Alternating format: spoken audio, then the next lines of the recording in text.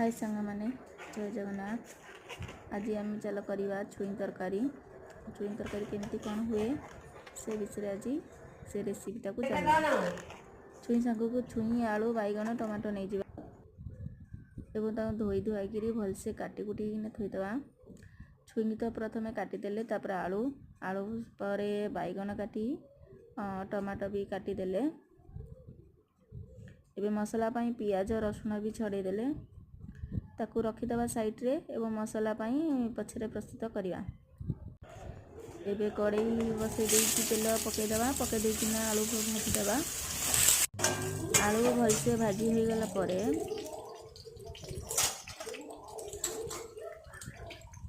देखंतु आलू भलसे भाजी हो गला तापर छुई भी पकेदवा।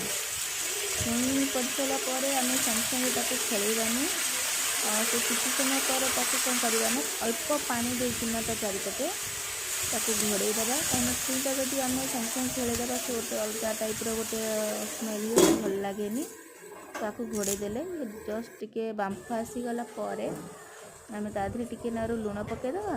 लुण पकई देकिना आउ घांटीदेवा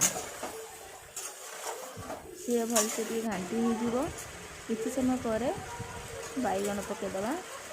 बैगण भी संगे संगे टे घांटी देकी और घोड़ेदेवा।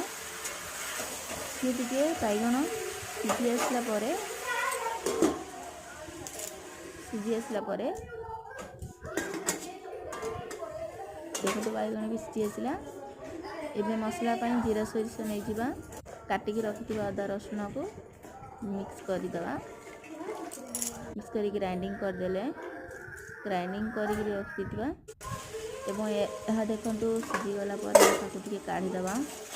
काढ़ी देकिना अलगा रखीदेवा। एबे कड़ई रे तेल पकई देकी जीरा सोरिष फुटेदेवा। फुटण पाई तो जीरा सोरिष फुटण भल लगे टिके फुटण टिके मेथी पड़ी थाए अधिकांश तो पितरी पितरी लगे पाटी को तेणु मु जीरा सोरिष सब यूज करे। जीरा सोरिष लंका भृषंग पत्र पियाज पियाज टिके लाल लाल हो गला परे बेसर को टिके पकईदेले बाटिकी जीरा सोरिष अदा जो रसुण पियाज अदा मिक्स हैनी एवं तादेरे हलदी लंका गुंड सब लुण एकाठी करी घांटी देवा। घांटी हो गला परे टमाटो को पकईदेवा। टमाटो को भलसे टिके मिक्स करदेला परे टिके फुटी आसला परे ताको परिबा को पकईदेवा जहाँ आम काढ़ी रखी एवं घांटी हो सारा टिके देखीदेवा सीझीगला कि नहीं।